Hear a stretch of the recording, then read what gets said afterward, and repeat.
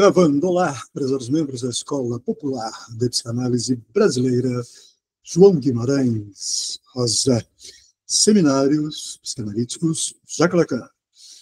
O seminário, livro 14, A Lógica do Fantasma, anos 1966-1967. Lembremos, 1966 é o ano da publicação da primeira edição dos Escritos de Lacan. Publicação esta, dessa coletânea de textos, não, que tornará Lacan diva do divã, né? É só a partir da publicação dos Escritos que ele se torna diva, Lacan, diva do divã. Bem, então, não, estamos na página 29, capítulo 2, o paradoxo de Russell. O paradoxo de Russell é um capítulo bastante árido, né? É um capítulo árido, quase estéril, uma espécie de liso sussuarão de grandes sertões que estamos tentando atravessar. Boa noite, Eliane, bem-vinda, página Eliane 29, item 2 do capítulo intitulado O Paradoxo de Russell. Então, não, eu estava dizendo que é um capítulo bastante árido, bastante, eu diria mesmo, insólito, né? Que estamos atravessando a maneira de Riobaldo atravessar o liso sussuarão em grande sertão, veredas. Lacan avança, item 2. Coloquemos agora uma questão. Desde que comecei a falar da função da linguagem, construir, para articular o que está em jogo no sujeito do inconsciente, um grafo do desejo, evidentemente. Tive que construí-lo andar por andar, e diante de uma plateia que, ao me ouvir, hesitava. Esse grafo é feito para organizar precisamente o que na função da fala é definido pelo que se chama de caminhos do discurso, ou ainda o que chamei de desfiladeiros do significante. Parágrafo magnífico, né? Vamos desdobrá-lo. Desde que comecei a falar da função da linguagem, olha o termo função. Um termo tipicamente caro aos lógicos. Desde que comecei a falar da função da linguagem, portanto, a linguagem, estou comentando, portanto, a linguagem como um operador na estrutura, né?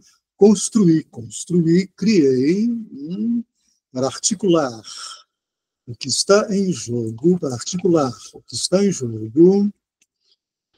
no sujeito do inconsciente, o S privado, no sujeito dividido. Né? O grafo do desejo. Andréia, boa noite, bem-vinda, página 29, Andréia. Oi, boa noite, pessoal. Boa noite, página 29, item 2. Então, não, Lacan estou comentando, Lacan constrói o grafo do desejo para articular o que está em jogo no sujeito do inconsciente. Tive que construir andar por andar, diante de uma plateia que, ao me ouvir, hesitava. Digamos, não podia acompanhar o par e passo do Lacan nessa construção do grafo do desejo. Esse grafo é feito para organizar, precisamente o que na função da fala é definido pelo que se chama de caminhos do discurso. A fala, portanto, subsumida, englobada pelo discurso, ou ainda o que chamei de desfiladeiros do significante. Parágrafo extraordinário do Lacan, ele faz uma descrição do ordenamento estrutural através desse grafo do desejo, né? Esse ordenamento estrutural entre o sujeito e o inconsciente, função da linguagem e a função da fala. Sujeito do inconsciente, função da linguagem, função da fala, caminhos do discurso, a plataforma discursiva clínica, ou ainda o que chamei de desfiladeiros do significante. A bateria significante, a cadeia de significantes, etc. Estou comentando. Essa cadeia que vocês já sabem, pautada pela repetição, pautada pela incidência de S1 em S2, S1 em S3, S1 em Sn. Aí está a repetição significante. Causa de gozo.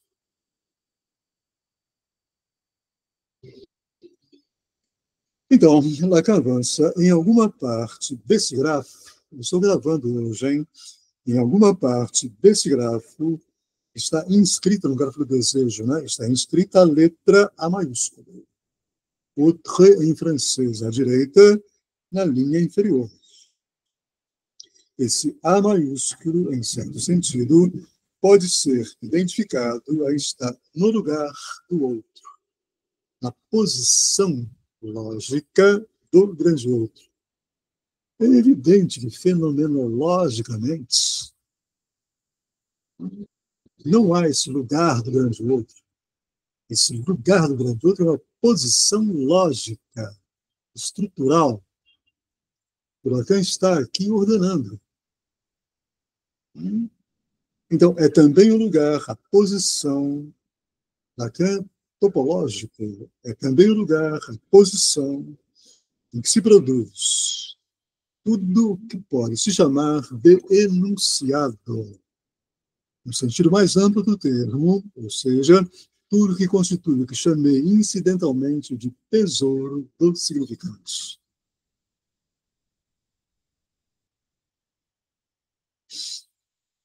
Já passamos por aqui, não? Mas é bom retomar, é bom retomar. Tudo que se pode chamar, ficaria melhor não de enunciado, né? Mas de enunciação.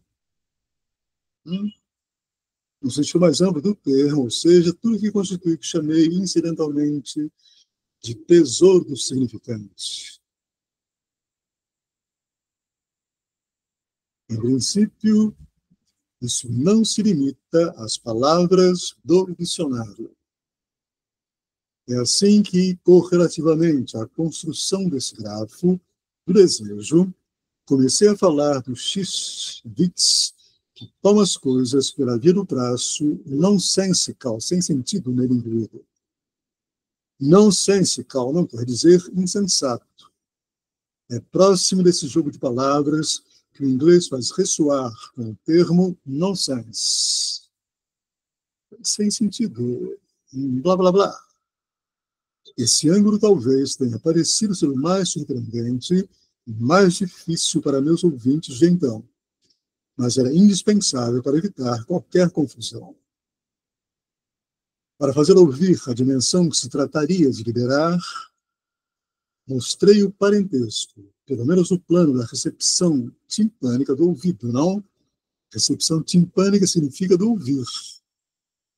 Tímpano, né? Então, pelo menos no plano da recepção timpânica do ouvir, do xiste, com o que foi para nós, em um tempo de provação, a mensagem pessoal. A mensagem pessoal é igualmente todo enunciado, na medida em que ele se recosta, porém, nonsensicalmente, sem sentidomente. Fiz alusão a isso da última vez, vou lembrar o célebre color, let's bring ideas, etc.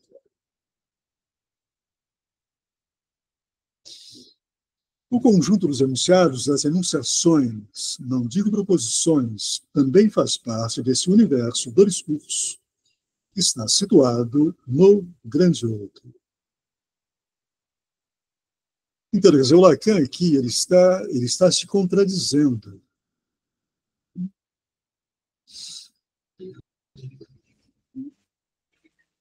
Por que não? Ele já havia dito antes que não há universo do discurso. Não há universo do discurso significa não há um campo unitário dos discursos. Atenção para isso. Não há um campo representacional comum aos discursos. Eu já falei sobre isso guardem, por favor, desde a incidência daquilo que Freud chamou impropriamente de psicanálise, deixa de haver universo do discurso enquanto um campo representacional, autorreferente. Por quê? Porque o discurso analítico ele impede, ele faz obstáculo à existência desse campo unitário, desse campo representacional, autorreferente, autoexplicativo. Significa dizer, o campo do discurso psicanalítico equivoca, o discurso psicanalítico equivoca a existência do universo do discurso.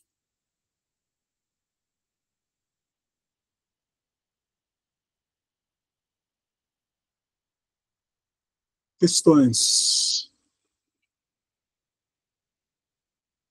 Eu espero, nós estamos começando o ano praticamente, hein? Por favor. Não banquem os aluninhos do professor José Marcos. Isso aqui é uma reunião de analistas. Portanto, vamos trabalhar juntos aqui. Questionar, problematizar, equivocar, errar, etc. Senão é muito cansativo para mim ficar aqui o tempo todo falando. Eu já estou numa idade provecta. Eu já sou um experiente. Por favor. Sim, Então, André. vamos lá, vamos arriscar uma pergunta. Então, Para a sala, pergunta sobre... para a sala, não é para mim apenas. Então, vamos lá. Essa cadeia significante, S1, S2, que fala da estrutura do sujeito, estrutura de linguagem.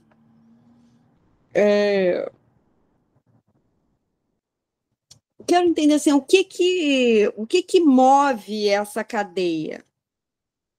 O que move essa cadeia? Porque isso é uma estrutura lógica.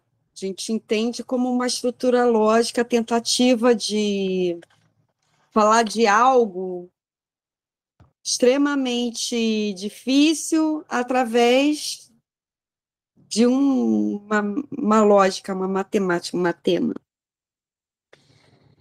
Mas o que eu quero entender, porque a clínica, ela funciona junto à subjetividade do sujeito. A gente ouve a subjetividade. E quando a gente ouve essa subjetividade, a gente está falando de singularidades, a gente não está falando, a gente não está ouvindo. Claro que a psicanálise, ela proporciona isso, porque você, quando ouve o sujeito, você não está ouvindo só os sentidos, né? Que o analisando ele está colocando ali em análise. Você não se deixa seduzir pelo que ele está colocando, você tenta ouvir justamente o que está em jogo nessa cadeia significante. Então, aonde que eu quero chegar? Eu quero chegar assim, o que move essa cadeia? Não sei se estou sendo claro. O que move o desejo, né?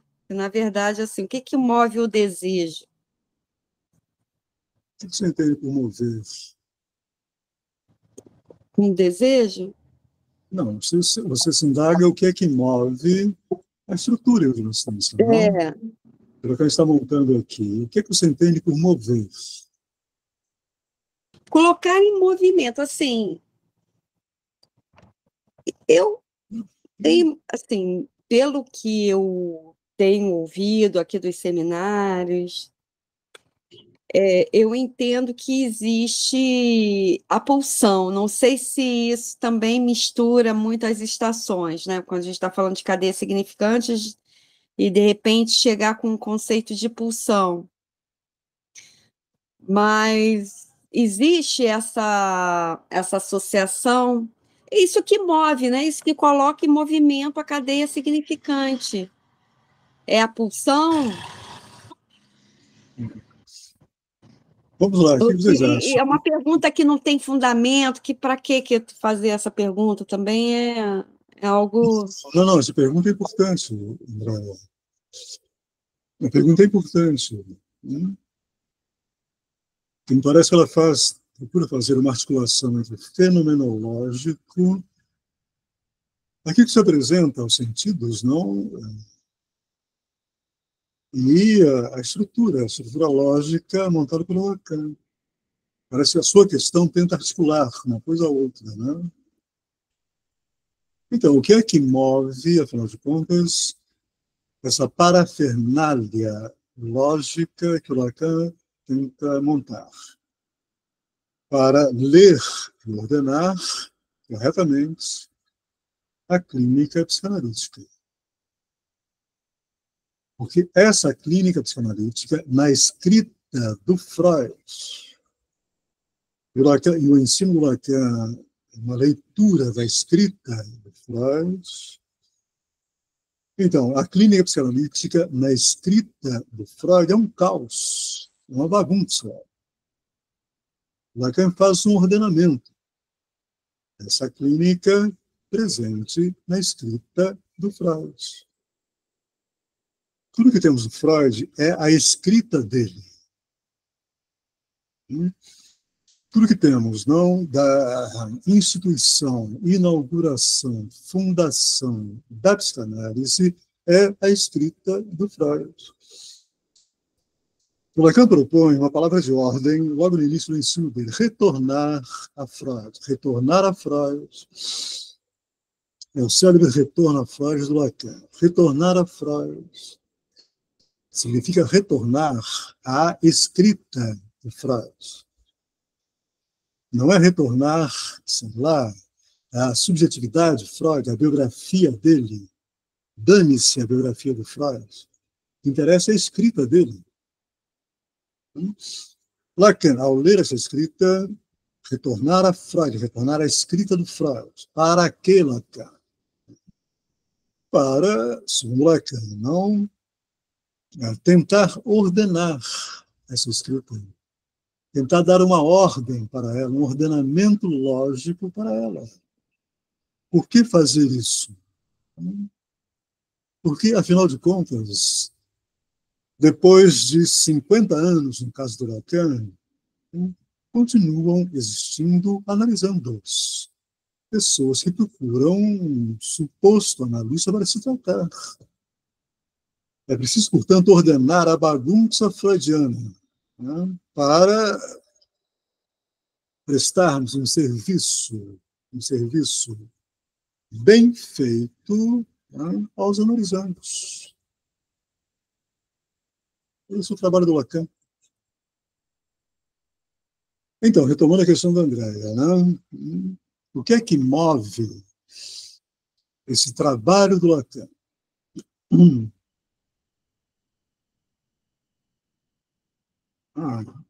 É a pulsão? É o quê? É o real? É o simbólico, o imaginário? O que, afinal de contas? Vocês se esquecem que a psicanálise não é teoria. Falem, por favor. Vamos lá, Rosana. Então, sabe que eu fiquei em dúvida se é o significante fala ou que ordena a cadeia, ou se é o objeto A. Eu não sei se é um ou outro. Eu fiquei pensando aqui. É uma pergunta muito importante essa da Andréa. Eu fiquei pensando, o que o significante fala, ou o significante causa do desejo, que ele põe a própria cadeia nesse deslocamento, essa ordem. Ele fica fora da série significante, ordenando a série. É isso? Ok, mas a questão do André não é o ordenamento, é o que move.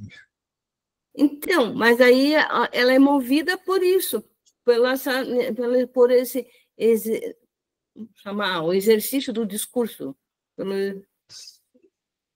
Uhum, uhum, uhum. O Lacan ele tem uma intervenção dele de 1977. A sua imagem está travada, André. De 1977, chamada A Clínica Psicanalítica. É a abertura da sessão clínica da Universidade de Vincennes, 5 de janeiro de 1977. Foi intitulado, né, por Miller, A Clínica Psicanalítica, mas, na verdade, é a abertura da sessão clínica de Vincennes, da Universidade de Vincennes. A introdução da psicanálise, né, na Universidade de Vincennes, 1977. Lacan vai lá para falar, para abrir. Né? Ele começa com uma questão. Ele pergunta, o que é a clínica psicanalítica? Ele mesmo responde, ele diz, não é complicado. Não é complicado. É o que se diz em análise. A clínica psicanalítica é o que se diz em análise. Portanto, ele está marcando pela milionésima vez que psicanálise não é teoria, é uma prática. É o que se diz em análise. Portanto, o que move a estrutura, a cadeia significante, o sujeito do inconsciente, o objeto A, a causa de desejo, significante fala, etc. Não, é simples, é a fala do analisando. É ela que move. É a prática do falar. Sob transferência, que move a estrutura.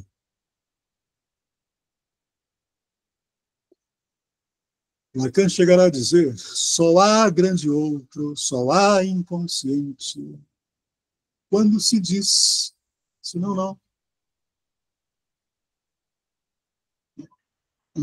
O que move, portanto, tudo isso, André, é a fala do analisando sobre transferência. Agora vocês dirão, então tá, José Marcos, né? Sobre transferência ao analista, né? Eu direi, não. A transferência não é ao analista. A transferência é a suposição de saber ao inconsciente. Suposição de saber ao inconsciente por quem? Quem é que supõe saber ao inconsciente? O analisando, através da fala dele. Portanto, o inconsciente ou o grande outro não são dados a priori do falar, são suposições ficcionais, portanto, discursivas, portanto, da fala do analisando. É simples. É que vocês são filósofos. Vocês só conseguem pensar representacionalmente, não logicamente. Pois não, Watson. Mas o que faz o sujeito falar? A gente está falando de uma relação de uma posição de análise.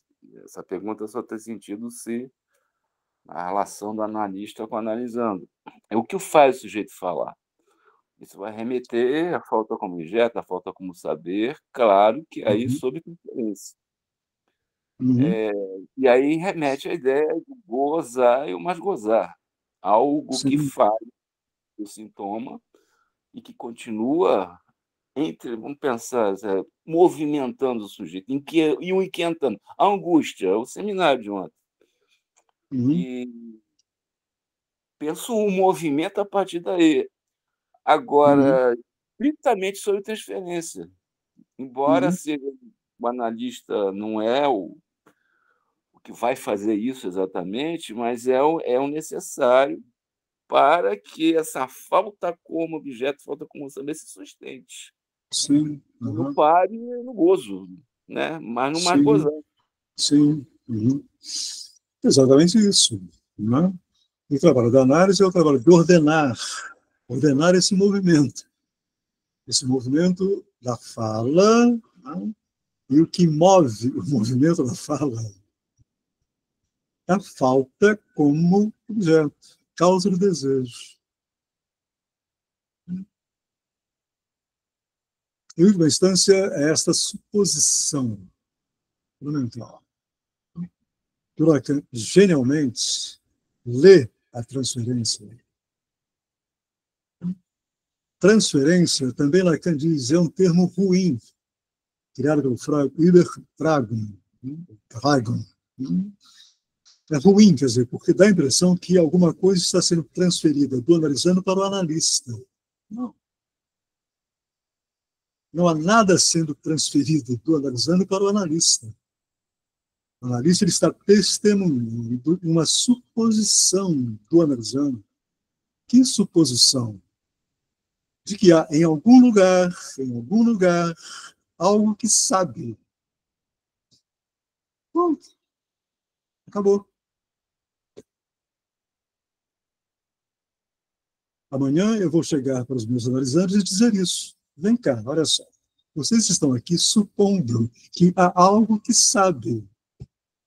Não existe. Acabou a análise de vocês, vão embora. Chega, tchau.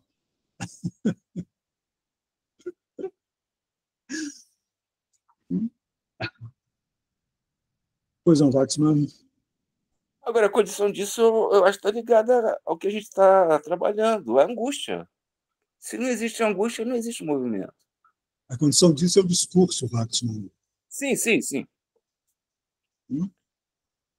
A condição disso é o fato de não podermos existir a não ser no e pelo discurso.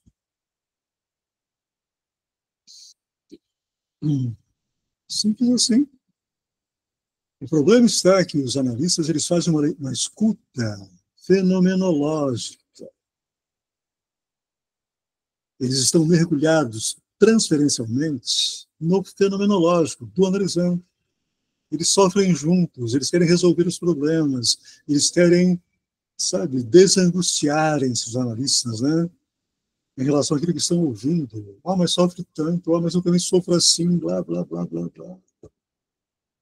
Querem salvar o analisando, resolver a vida do analisando, blá, blá, blá, blá, blá. Não.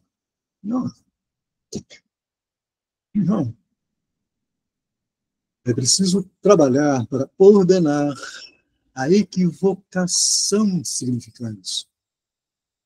O mal entendido,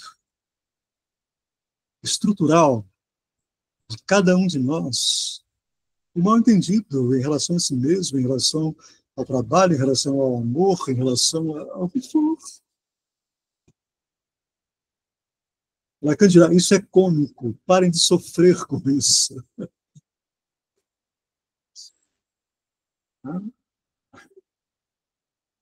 Bom, vamos avançar? Vamos lá.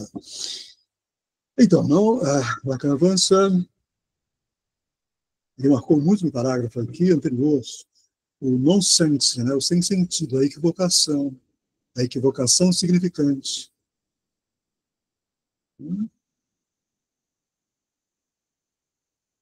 A estrutura ela é pautada pela equivocação significante, não pela castração freudiana. Eu venho marcando isso nas minhas pontuações no Facebook. Acompanhem. Então, o conjunto dos enunciados, que é melhor das enunciações, também faz parte desse universo do discurso, que está situado num grande outro. Mas aqui Lacan se contradiz, porque não há universo do discurso que está situado no grande outro. Há um universo apenas imaginável, não? O que está situado no grande outro é a equivocação significante, a impossibilidade de haver universo, um campo comum, um campo unitário, universal. válido para todos, etc. Não há esse válido para todos. O que está em jogo no grande outro, no inconsciente, nessa suposição dita inconsciente, dita grande outro, é a equivocação significante. Não é isso, não é aquilo outro, não é o não é. Nem isso, nem aquilo outro, nem. Me acompanha?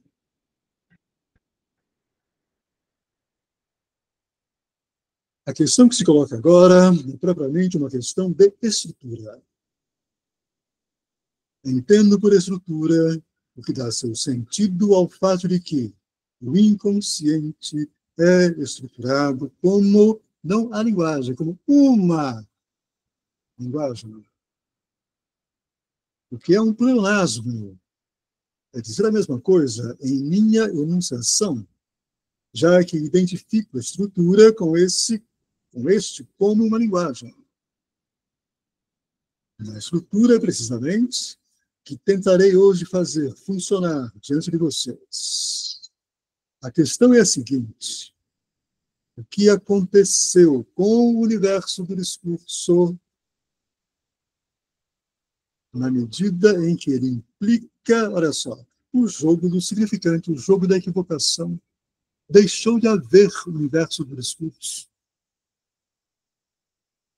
As duas dimensões, da metáfora e da metonímia. O jogo do significante, não através da metáfora, através da metonímia. Deixou de haver universo do discurso.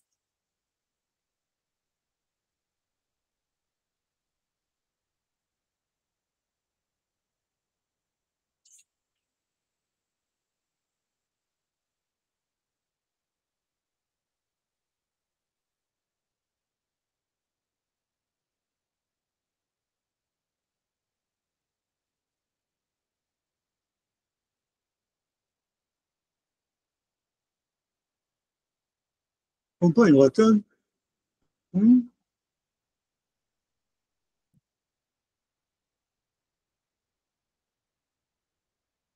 A questão é a seguinte: o que aconteceu com o universo do discurso?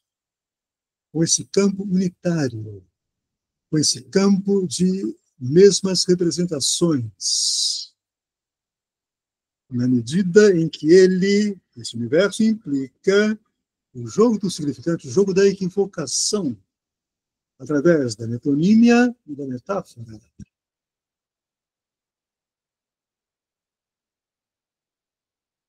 Pensem, enfim, em uma família. Entendam, uma família, sei lá, um grupo qualquer, onde supostamente haveria o universo do discurso.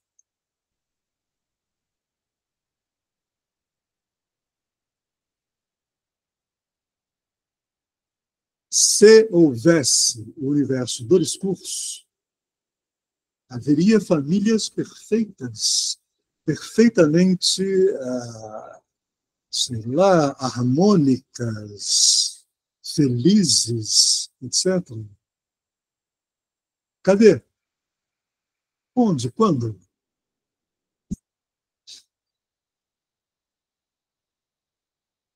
Também pode-se pensar que se houvesse um universo do discurso, não haveria um inconsciente? Exatamente. Exatamente. Não haveria. Não haveria a equivocação significante.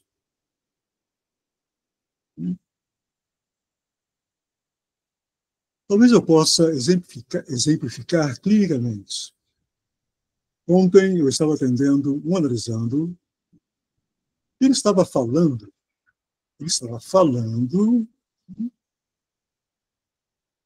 dele, mas ele estava falando dele na família, constituída por ele, mulher e filhos. E estava falando também das amantes dele.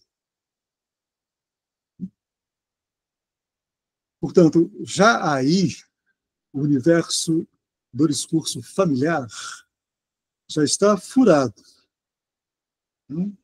Mas ele estava falando, ao falar da esposa e das amantes, ele estava falando, em última instância, do relacionamento dele com as mulheres. De repente, ele fala o seguinte, frase literal dele, eu estava lá dando sopa. Eu estava lá dando sopa. Eu estava lá na família, instituída por ele estava lá na relação com os amantes, dando sopa. Ele continua falando. Eu interrompo e digo, você estava dando sopa?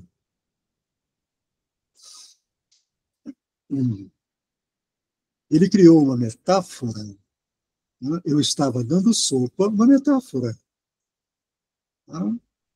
que fura esse universo do discurso amoroso dele, na família e com as amantes. Olha, uma metáfora furando esse universo do discurso. Eu fiz falar mais sobre esse eu estou dando sopa, eu estava dando sopa. Ele ficou absolutamente surpreso com essa pontuação e com o que ele pôde dizer disso sobre ele mesmo, não mais sobre a esposa, não mais sobre as amantes, etc. Essa metáfora, eu estava dando sopa, fura o universo do discurso familiar, o universo do discurso amantes, e diz dele, diz da singularidade, atenção, do gozo dele. Atenção. Esse gozo, atenção, real, que fura esse universo representacional da família, das amantes, etc. Ele goza assim, dando sopa para as mulheres, sejam elas quais forem, alimentando as mulheres, mantendo-as vivas, etc, etc, etc.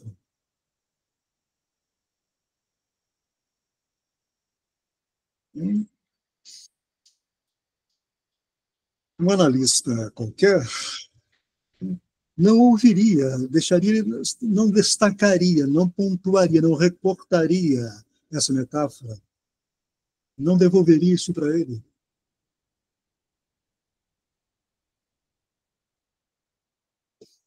Ele estava lá dando sopa, como um objeto para ser comido. Atenção.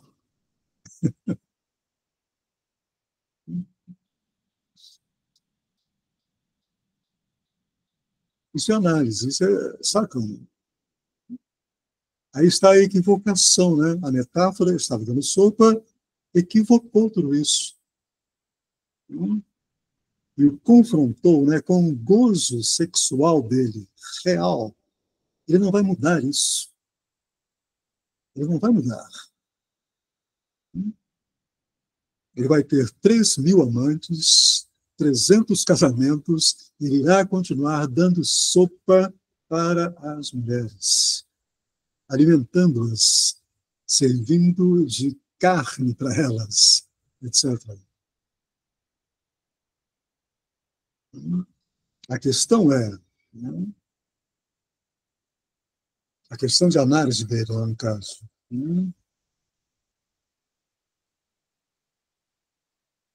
Como que ele, ouvindo isso dele mesmo, ele pode responder isso de maneira menos angustiada e menos destrutiva para a família que ele constituiu e para as amantes.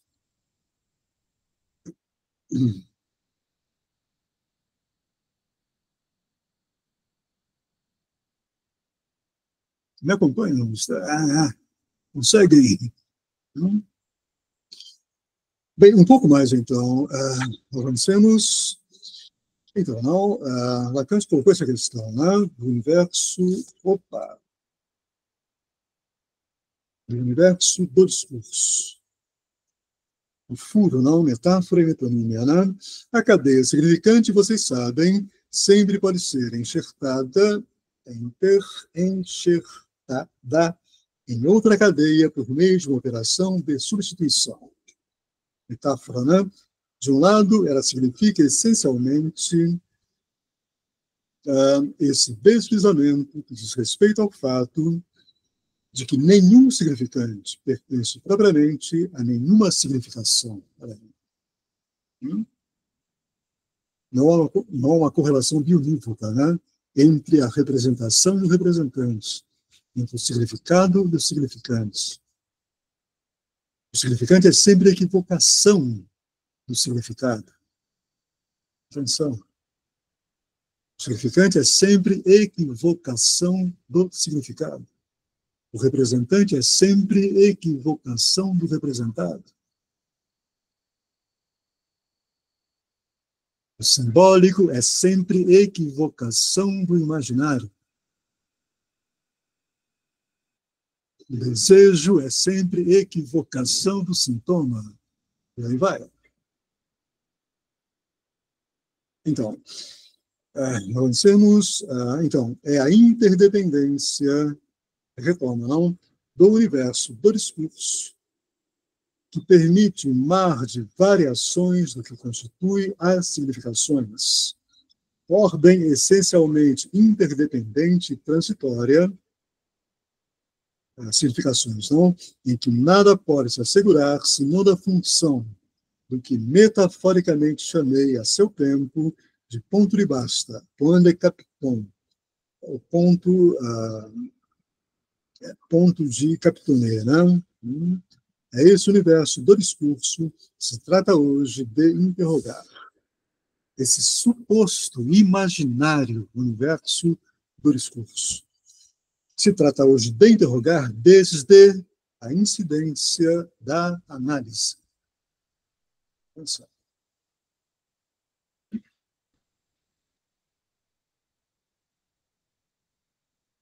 Um pouco mais o significante, até aqui havíamos definido a partir de sua função de representar um sujeito para outro significante. Representar enquanto representante, não enquanto representação.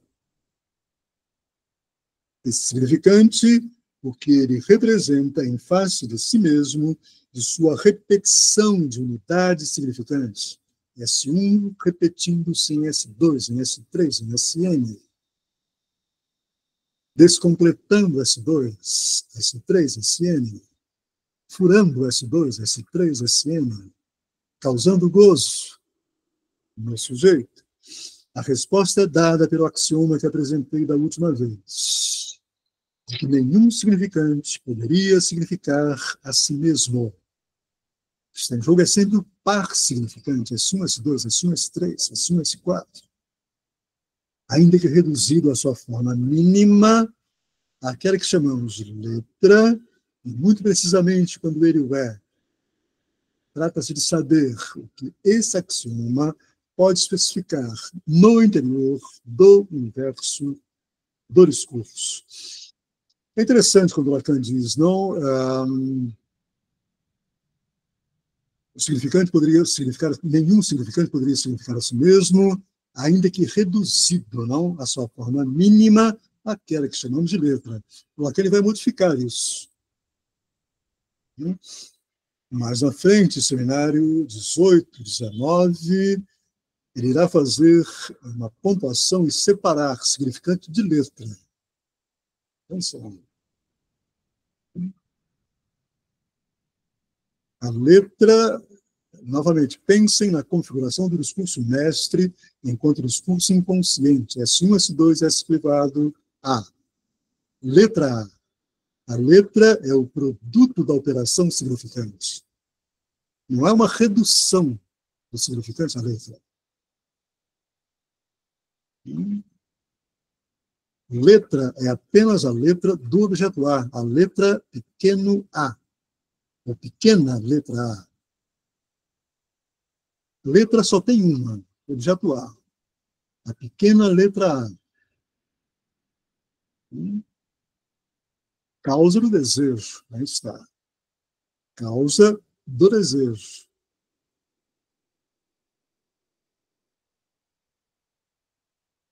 Portanto, Lacan ele está trabalhando, não? Ele está trabalhando a inexistência, né, do universo do discurso e nos ensinando que não há na análise o universo do discurso. Não há nada em comum entre o analista e o analisando. Anotem. Não há nada em comum entre o analista e o analisando. O que há é uma plataforma discursiva girando, pautada essa plataforma pela equivocação significante introduzida pelo discurso analítico. Eu estava lá dando sopa. O analista intervém, recorta. Você estava lá dando sopa.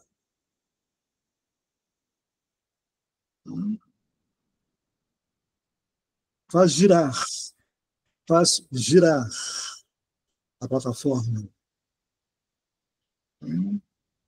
Equivoca.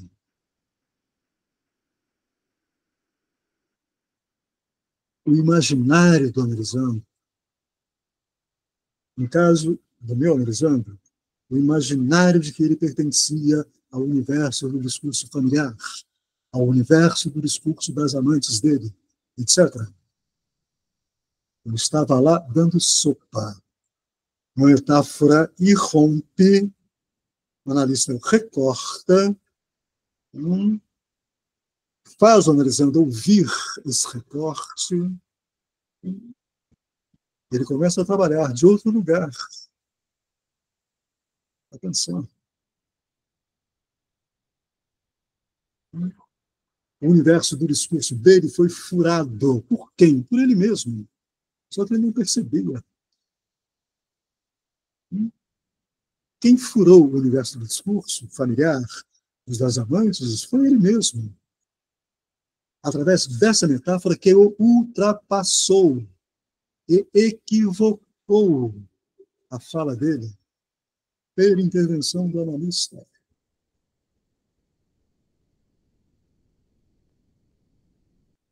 Ele terá que se haver com isso daqui para frente. Ele terá que se haver com essa metáfora que diz do gozo real dele. Impossível de ser modificado. Mas pode ser ordenado. Na estrutura. De maneira que ele seja menos, esse gozo, seja menos destrutivo para ele e para terceiros.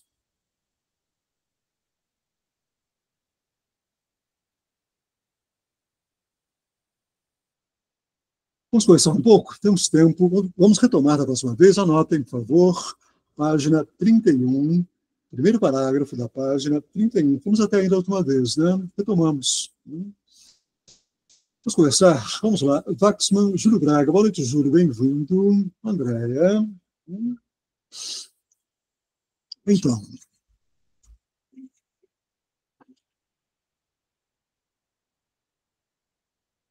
Vamos falar da clínica de vocês. O que vocês já ouviram da clínica de vocês? Que teve essa dimensão, né? Uma pergunta sobre esse exemplo que você trouxe desse analisando, que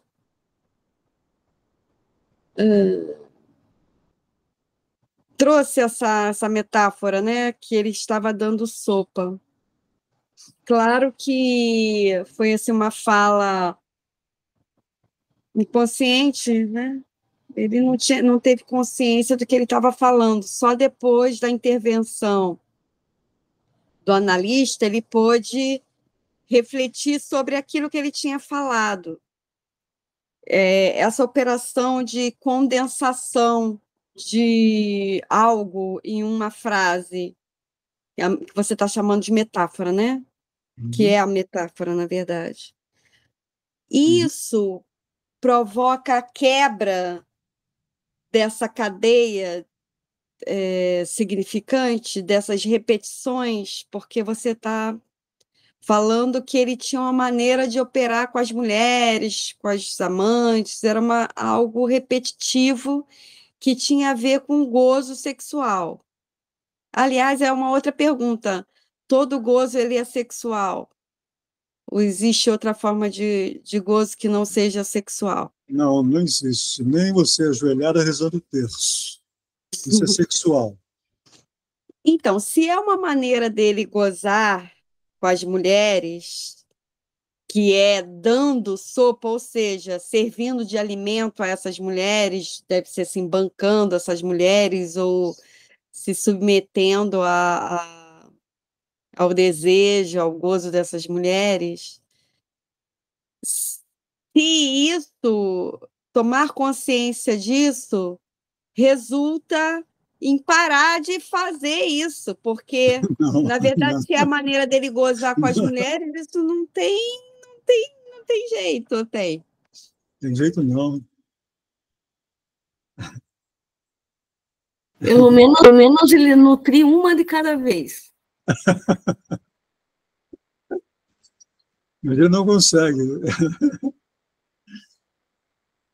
Ele supõe que existe a mulher. Entende? Pois não, Waxman.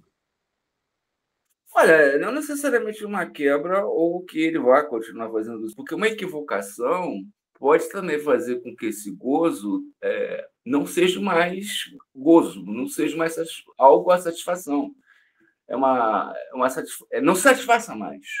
Uma equivocação pode provocar a perda da satisfação do sintoma e desdobrar para uma outra coisa, ou pode continuar, mas a equivocação não necessariamente provoca uma quebra, mas um desdobramento para uma outra coisa.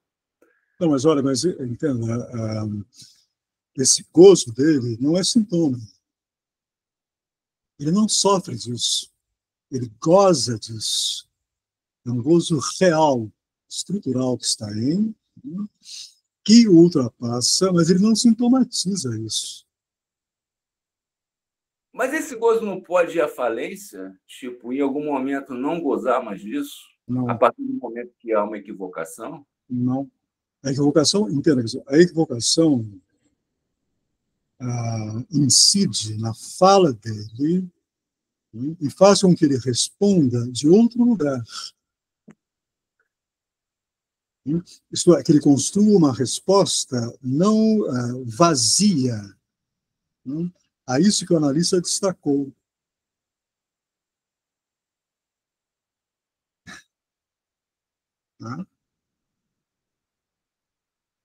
Isso tirou, quer dizer, essa pontuação o retirou, o recortou do universo do discurso, do universo representacional, onde ele nadava de braçadas, como sopa das mulheres, dando sopa para as mulheres. Ele não sintomatizava isso. É um gozo real, sem sintoma. Ele não sofria disso. Entendeu? Não era um mal-estar dele. Aliás, quando ele falou, a enunciação dele foi uma enunciação prazerosa. Eu estava lá dando sopa para as mulheres.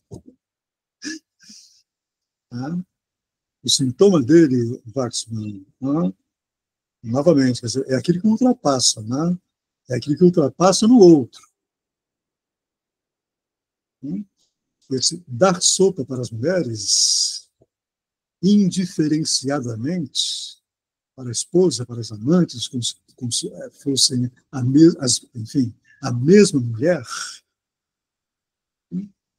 internacional, o que ele recolhe disso, desse gozo, é o mal-estar delas.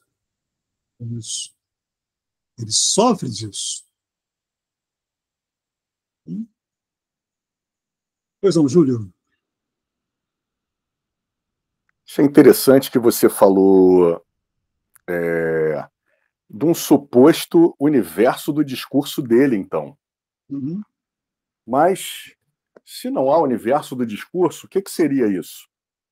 Não, há um universo imaginário do discurso, há um universo imaginário do discurso, um universo representacional do discurso, unitário, harmônico, todo mundo se entende, etc. Nesse registro imaginário. De repente ele é ultrapassado. Né? Eu estava dando sopa. O analista intervém para pontuar que há aí um gozo real dele. Ele tem que responder agora, entendeu, não? A essa posição dele no imaginário universo do discurso. Isso descompleta o universo imaginário do discurso familiar. Ele não ouviu isso da esposa dele. Não foi a esposa dele que disse: vem cá, o fulano, você está dando sopa para todas as mulheres. Não foram as amantes dele que disseram isso para ele. Ele disse: eu estava dando sopa. Ele foi ultrapassado. Então, quer dizer, essa metáfora diz do gozo dele.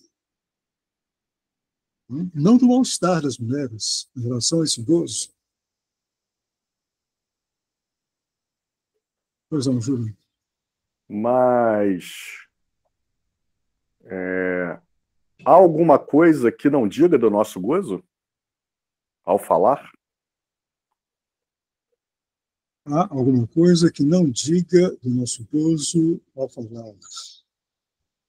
Claro que não, mas a questão é qual o estatuto, né, desse gozo no falar. O estatuto imaginário, simbólico, significante, equivocador ou não? Nós estamos aqui agora trabalhando, Gozando. não, gozando, mais gozando, Uhum. em um suposto universo do discurso. Sim.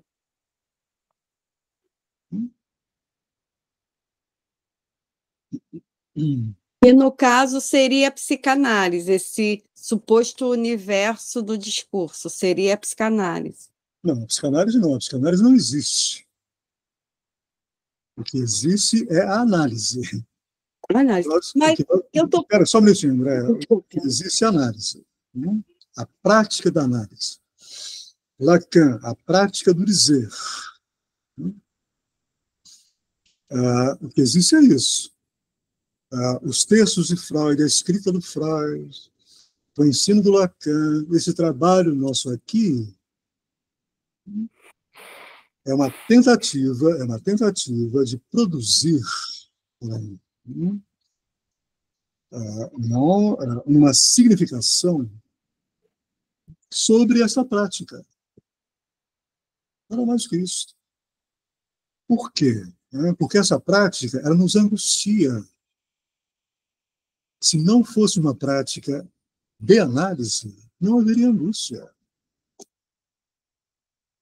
Nós estamos aqui respondendo, cada um de nós aqui, a uma angústia, a angústia de cada um, uma angústia singular de cada um, em relação a essa prática. Eu pratico análise há 35 anos. Angustiado. Estou tentando produzir uma significação para responder a essa angústia.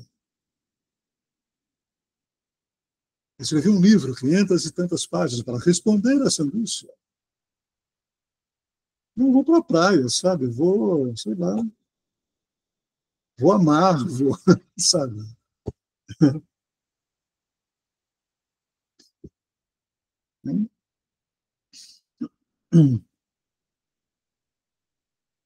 Agora, por quê? Para tentar ordenar melhor, não servir melhor, como testemunha os meus analisandos. Isso vale para cada um de vocês.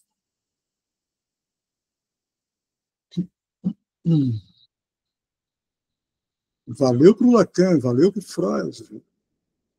Também. Vocês querem sujeito mais maluco, mais angustiado do que o Freud? Não tem. O Freud era um analisando selvagem, olha só, colhendo os efeitos, né, dessa posição dele, sem analista como testemunha, né, da suposição dele de que há um inconsciente. Ele não teve ninguém para ouvi-lo. Ele vai inventar uma autoanálise, ela é totalmente delirante. Ele inventa uma teoria, uma escrita, uma teórica delirante. Lacan mostra isso no ensino dele, com a lógica dos significantes. Lacan ele vai substituindo, não? Ele vai retificando, não? No lugar do complexo de castração, a equivocação de significantes. Não há castração, porque há equivocação de significantes. Portanto, a vida é cômica, pautada pela equivocação de significantes. Não é trágica, não é pautada pela castração. Por aí vai. Não existe neurose, perversão, psicose. O que há na análise, é uma plataforma discursiva que gira sob condição do discurso analítico fazê-la girar. O analista servindo ao discurso psicanalítico. Você está dando sopa para as mulheres?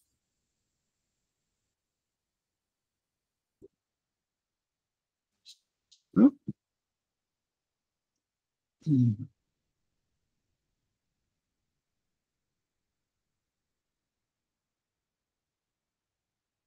Senão, a psicanálise vira um confessionário, né? Você vai lá para confessar as suas culpas, os seus pecados, as suas... Né?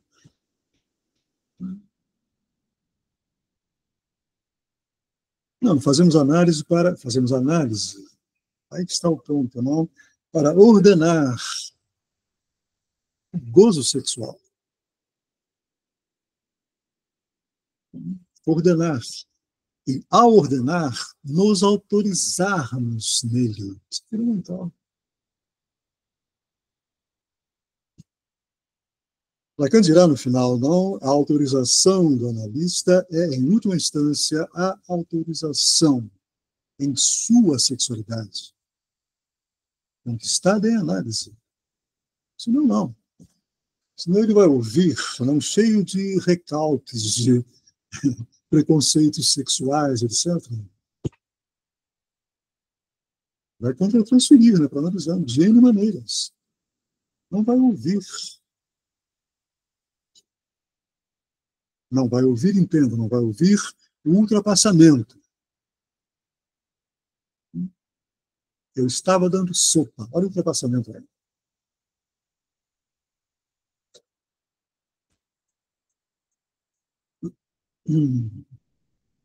Bom, retomamos então amanhã. Compareço amanhã.